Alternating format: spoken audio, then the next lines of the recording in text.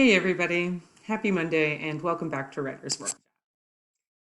Today's focus is going to be on stretching out small moments. So really thinking about how writers plan and grow their stories by trying things out and thinking as they write. So let's start at the very beginning of the writing process. Our very first step is to generate meaningful ideas for small moment writing. So really thinking about brainstorming a list of topics that we could write about, and then capturing those ideas in our tiny topic notebooks by writing them down. Now, the third step is going to be planning your story. And you might remember a little bit about this strategy that we talked about almost a month ago now, where we touch and tell, where we hold up our one finger and tell the beginning of our story out loud.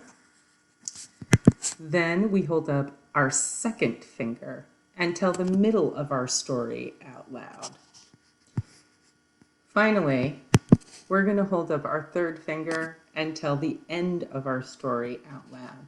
And when we plan out loud like this, it really helps us kind of solidify what we're going to be doing at the beginning, the middle, and the end of our stories. So once you've figured that out and you've written it down, remember the beginning goes on one page, the middle goes on the next page, and the end goes on the third page. We're going to talk a little bit about how we might pick one moment and stretch it out to really capture all of the details of that moment. And so what you want to be thinking about is, first of all, choosing one moment in your story from the beginning, middle, or end. And then you're going to really think about all of the details of that moment. What did you see? What did you hear, feel, taste, or smell? You also want to be thinking about what were the people around you doing and what were you doing, and capturing some of those details by writing them down. And then finally, you want to think about what you were thinking and kind of showing your thinking on that paper.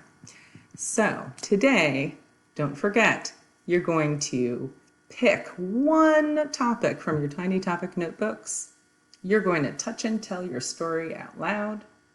And if you've already started a story, I want you to go ahead and try it again. See if you can't add some more details by saying your story out loud. And then finally, you're going to choose one moment in your story, kind of make a mental movie, and then capture all of the details that you discovered from that strategy by writing them down. Thanks so much, guys. Have a great time writing. I can't wait to read your stories, and I'll see you tomorrow.